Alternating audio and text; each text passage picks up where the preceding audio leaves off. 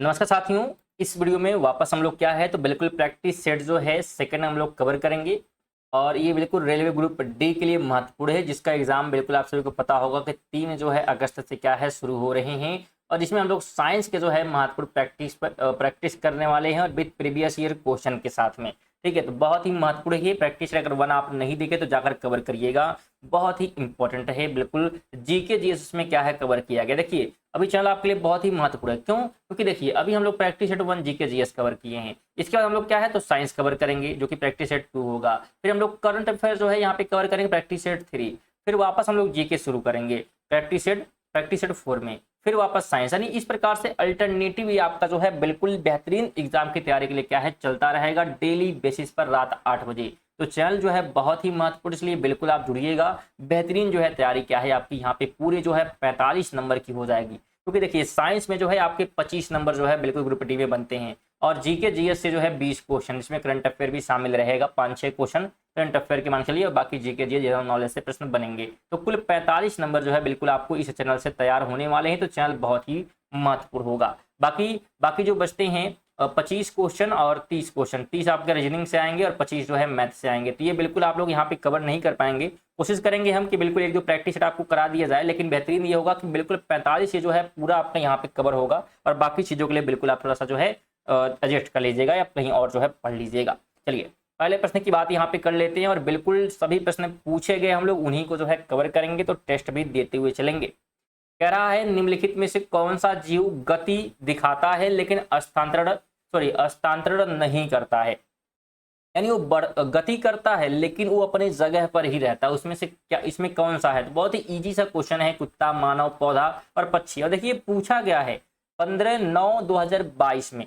ठीक है, तो बहुत ही इजी सा है, बिल्कुल आपको पता होगा। पौधा ये हो जाएगा जो कि गति करता है लेकिन वहां अपना जगह जो है चेंज नहीं करता है, तो सी हो जाएगा। देखिए पौधा जो है एक ही स्थान पर स्थित रहते हैं और इसीलिए वे जो है लोकोमोशन नहीं कर सकते हैं। क्या नहीं कर सकते हैं? लोकोमोशन मतलब क्या है कि एक स्थान से दूसरे स्थान पर जाना ये पौधे नहीं कर सकते, लेकिन गति करते हैं, उनकी हाइट बढ़ती रहती है। ठीक है, हालांकि ध्यान रखना है वे जो है सूरज की रोशनी या अन्य जो है उद्दीपनों की जो है और क्या है मुड़कर मूवमेंट प्रदर्शित करते हैं। इसका मतलब ये है कि देखिए जहां भी जिधर से भी सन रोशनी आएगी, सूर्य का प्रकाश आएगा, पौधे क्या होते हैं उधर मुड़ जाते हैं। तो मूवमेंट तो होता है, गति तो होता है, लेकिन अपने जगह पर ही रहते हैं। देखिए अगला प्रश्न पूछा गया था कि दूरदृष्टि दोष, यहाँ पे थोड़ा सा प्रश्न गलत है क्या? दूरदृष्टता, अच्छा यहाँ पे दूरदृष्टता लिखा हुआ है।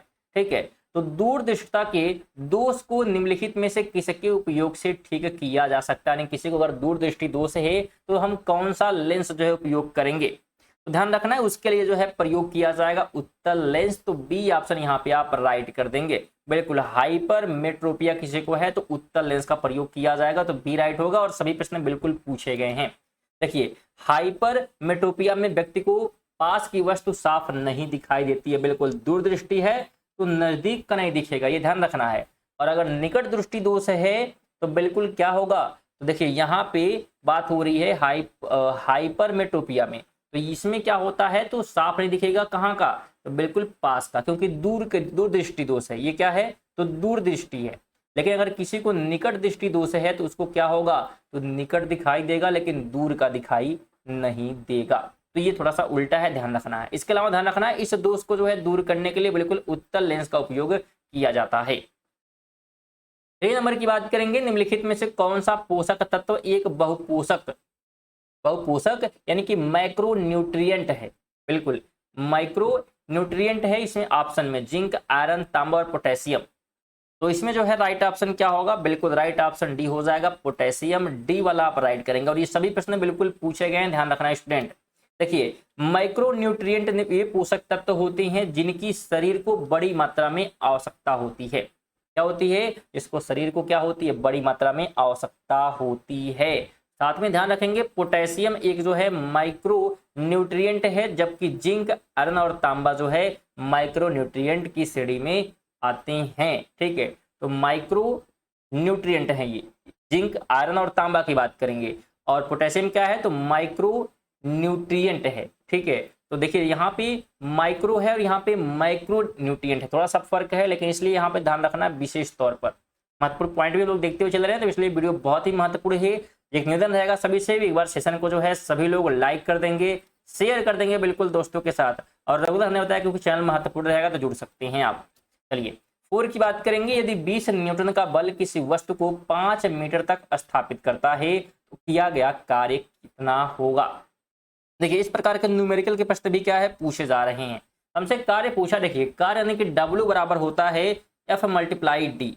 ठीक है, क्या होता है यानी कि बल कितना लगा है, फोर्स कितना है, और डी यानी कि विस्थापन जो है कितना हुआ है। तो देखिए हमारा बल लगा है 20 न्यूटन का, कितने का, और बिल्कुल 5 जो है विस्थापन हुआ मीटर में, तो कितना हो गया 20 बचे हो गया 100, कितना हो गया, तो बिल्कुल 100 हो गया। तो यहाँ पे 100 जूल यानी कि ऑप्शन नंबर बी आप क्या करेंगे यहाँ पे राइट कर देंगे। बहुत ही इजी जो है क्वेश्चन इस प्रकार से बने गए थे। अब कब बने गए थे, 2022 में ही बने हुए प्रश्न है ये। देखिए यहाँ पे इस प्रकार से सूत्र बता दिया गया है कि W बराबर F मल्टीप्लाई डी होता है, जहां F मतलब बल और D मतलब क्या हो जाता है, तो यहाँ पे विस्थापन हो जाता है। गणना को देखिए 20 यहाँ रख देंगे, पार्ट 5 यहाँ पे रखेंगे, और बिल्कुल 100 जूल जो है यहाँ पे आ जाएगा। आगे बात करेंगे, यदि स्थिर आयतन पर किसी गैस का तापमान बढ़ाया जाता है तो उसके दाब पर क्या प्रभाव पड़ेगा। स्थिर जो है आयतन पर किसी गैस का अगर तापमान हम बढ़ाएंगे तो होगा क्या, तो ध्यान रखना है दाब जो है बढ़ जाएगा। क्या होगा, प्रेशर विल बी इंक्रीज, यानी कि बिल्कुल प्रेशर यहाँ पे दाब क्या हो जाएगा, बढ़ जाएगा। देखिए स्थिर आयतन पर जो है तापमान बढ़ाने से गैस के अणुओं की गति जो है ऊर्जा क्या होती है, गतिज ऊर्जा क्या होती है यहाँ पे बढ़ती है, जिसके दाब बढ़ जाता है। साथ ही ध्यान रखना तापमान और दाब जो है एक दूसरे के समानुपाती होते हैं। 6 नंबर की बात करेंगे, चिकनी मांसपेशियों के संबंध में कौन सा कथन सत्य नहीं है। बिल्कुल स्मूथ जो है मस्कुलर के लिए जो है कौन सी बात यहाँ पे सही नहीं है। तो देखिए हम सिर्फ सही नहीं की बात कर लेते हैं, आप बिल्कुल पीडीएफ लेके इसको जो है पूरा पढ़ लीजिएगा, टेलीग्राम से मिल जाएगा। तो इनमें धारियां जो है नहीं होती हैं, ये क्या है गलत है। बाकी सब चीजें क्या हैं, तो बिल्कुल सत्य हैं। तो ध्यान रखना, इसके बारे में बात हम थोड़ा सा कर लेते हैं। तो चिकनी जो मांसपेशियां हैं अरेखित होती हैं, जिसका अर्थ है कि उनमें धारियां नहीं होती हैं। क्या नहीं होती हैं, बिल्कुल धारियां नहीं होती। अन्य विकल्प जैसे कि स्पिंडल आकार और अनिश्चित होना, इसकी जो है सही विशेषताएं हैं, तो ये बिल्कुल आपको ध्यान रखना है।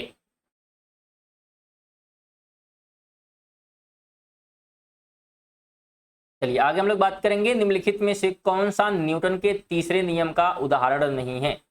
न्यूटन के तीसरे नियम का जो है उदाहरण नहीं है। कह रहा है बंदूक से गोली चलाने पर पीछे की ओर झटका लगाना, एक पत्थर का जमीन की ओर स्वतंत्र रूप से गिरना, रॉकेट का ऊपर की ओर उड़ना, और पानी में नाव चलाना। इसमें कौन जो है न्यूटन के तीसरे नियम का उदाहरण यानी कि एग्जाम्पल नहीं है पूछा है। बिल्कुल क्वेश्चन को हमेशा कंप्लीट पढ़िए, बिल्कुल सावधानी से पढ़िए। तो बी हो जाएगा कि एक पत्थर का जमीन की ओर स्वतंत्र रूप से गिरना, ये जो है बिल्कुल न्यूटन के तीसरे नियम का एग्जाम्पल नहीं है। देखिए बात करेंगे तो न्यूटन का जो तीसरा नियम है उसे हम क्रिया प्रतिक्रिया पर जो है बिल्कुल, या क्रिया प्रतिक्रिया का बल कहते हैं, या क्रिया प्रतिक्रिया पर बिल्कुल आधारित है।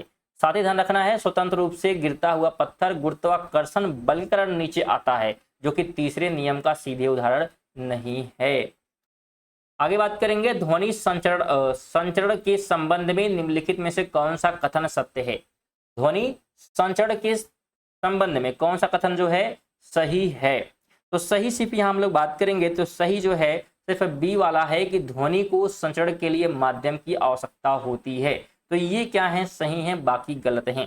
देखिए बात करेंगे तो ध्वनि जो है एक यांत्रिक तरंग है। ध्वनि क्या है, एक यांत्रिक तरंग है, और इसे यात्रा करने के लिए ठोस द्रव या गैस जैसे माध्यमों की आवश्यकता होती है। यह जो है निर्वात में यात्रा नहीं कर सकती है। आगे बात करेंगे तो विभवांतर के एक वोल्ट को किस रूप में प्रदर्शित किया जा सकता है। विभवांतर के एक वोल्ट को उसे जो हम परिवर्तित या प्रदर्शन जो है कर सकते हैं 1 जूल बटे 1 कूलाम के रूप में। तो ऑप्शन नंबर ए जो है बिल्कुल राइट करेंगे आप। देखिए विभवांतर का अर्थ होता है एक कूलाम आवेश को एक बिंदु से दूसरे बिंदु तक लाने में किया गया कार्य, ये विभवांतर का मतलब है। और इस प्रकार सूत्र के अनुसार हो जाएगा 1v = 1J/1c। ठीक है, तो ये आप ध्यान रखेंगे। 3 की बात करेंगे, किस तत्व के परमाणु क्रमांक को सर्वोत्तम रूप से कौन परिभाषित करता है। किसी जो है तत्व के परमाणु क्रमांक को सर्वोत्तम रूप से जो है कौन परिभाषित करता है? तो इसको परिभाषित करने का जो काम है नाभिक में प्रोटॉन की संख्या करती है। तो बी ऑप्शन राइट हो जाएगा। और बिल्कुल ये देखिए सभी जो है बिल्कुल 2022 में पूछे गए प्रश्न हम लोग कवर कर रहे हैं। देखिए किसी जो है तत्व का परमाणु क्रमांक उसके जो है नाभिक में उपस्थित प्रोटॉन की संख्या के बराबर होता है। देखिए परमाणु क्रमांक, ठीक है। इसके अलावा प्रोटॉन की जो संख्या है, प्रोटॉन की संख्या ही क्या होती है? उस तत्व की रासायनिक पहचान निर्धारित करती है। अगला प्रश्न कहता है पृथ्वी द्वारा चंद्रमा पर लगाया गया गुरुत्वाकर्षण बल लगभग कितना होता है? तो पृथ्वी चंद्रमा पर क्या करती है? लगाती है। तो यह जो है होता है 2.02 मल्टीप्लाई 10⁻20 न्यूटन के बराबर। तो बी ऑप्शन आप राइट करेंगे। देखिए पृथ्वी जो है चंद्रमा पर एक बहुत जो है शक्तिशाली गुरुत्वाकर्षण बल लगाती है जिसका मान बिल्कुल हमने देखा लगभग 2.02 मल्टीप्लाई 10 क्या है 20 होता है। और इसी जो है बल के कारण क्या होता है? चंद्रमा पृथ्वी के चारों ओर अपनी कक्षा में बना रहता है।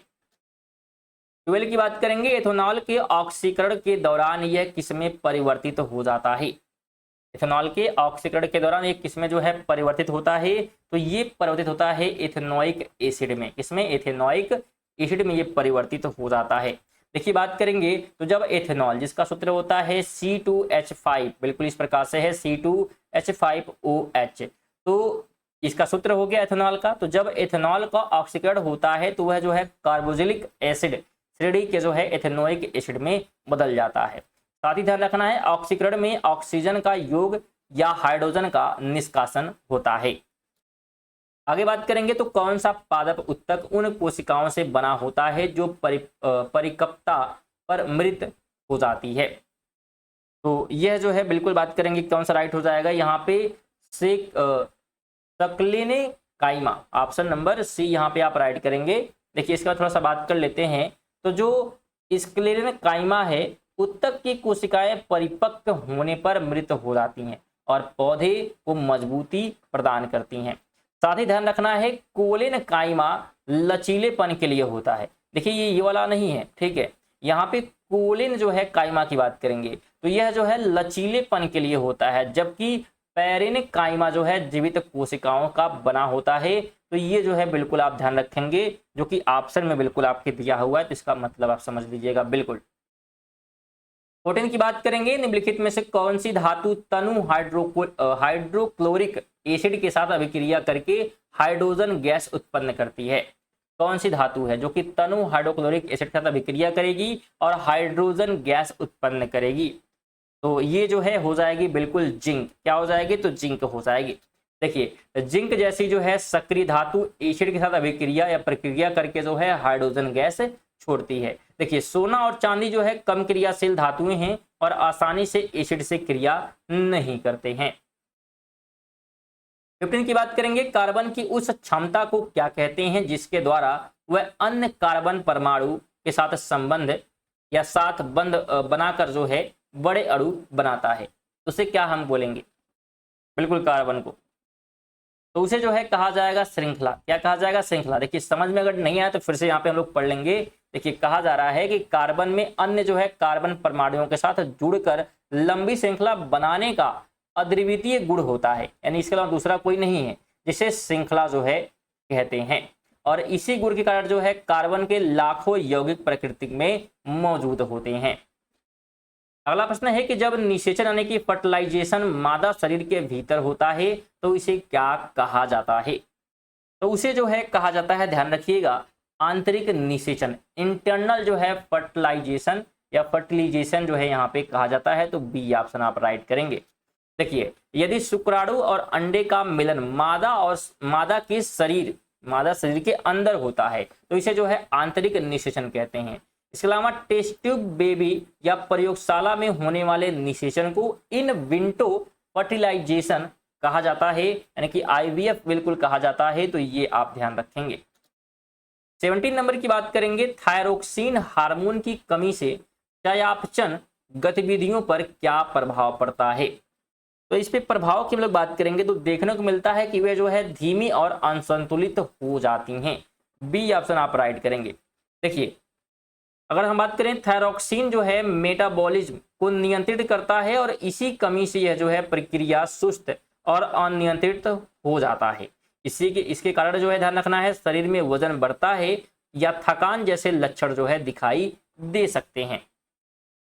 18 की बात करेंगे, लड़कों में यौवनावस्था के दौरान शारीरिक परिवर्तन के लिए कौन सा हार्मोन उत्तरदायी होता है। तो बॉयज में बात की गई है, लड़कों में बात की गई है, तो इसके लिए जो है टेस्टोस्टेरोन नाम का जो क्या होता है तो हार्मोन होता है, उत्तरदायी होता है। देखिए जो टेस्टोस्टेरोन होता है ये लड़कों में यौन जो है परिपक्वता और शारीरिक जो है परिवर्तन जैसे कि आवाज का भारी होना को उत्तेजित करता है। इसके अलावा एस्ट्रोजन और प्रोजेस्टेरोन मुख्य रूप से महिला प्रजनन हार्मोन होते हैं, तो इसको भी ध्यान रखना है कि दोनों क्या है तो महिला प्रजनन हार्मोन है। तो एक बार फिर निवेदन रहेगा सभी से, वीडियो को अभी तक लाइक नहीं किए तो बिल्कुल लाइक वगैरह शेयर वगैरह बिल्कुल जो है करते हुए रहें। बिल्कुल ये सब चीजें बिल्कुल फ्री होती हैं तो बिल्कुल महत्वपूर्ण है और रेगुलर आपको बिल्कुल डेली वीडियो है रात को 8 बजे जो है बिल्कुल मिलने वाली हैं, तो बिल्कुल सब्सक्राइब भी करें अगर बिल्कुल बेहतरीन तैयारी करना चाहते हैं ग्रुप डी का, ठीक है। क्योंकि बिल्कुल हमने बताया स्टार्टिंग में कि बिल्कुल यहाँ पे पहले जीके जीएस का बिल्कुल प्रैक्टिस सेट हो चुका है, फिर साइंस का चल रहा है, फिर करंट अफेयर आएगा, फिर जीके आएगा, फिर साइंस, फिर करंट अफेयर। तो इस प्रोसेस में बिल्कुल आपकी बेहतरीन जो है तैयारी यहाँ पे हो जाएगी। हम लोग महत्वपूर्ण बहुत सारे प्रश्न जो है कवर कर लेंगे, तो इसलिए महत्वपूर्ण है जुड़िएगा चैनल से। और सुबह 6 बजे करंट अफेयर भी आप पढ़ सकते हैं हमारे चैनल पर, जो कि ऑल एग्जाम के लिए इंपॉर्टेंट रहती है।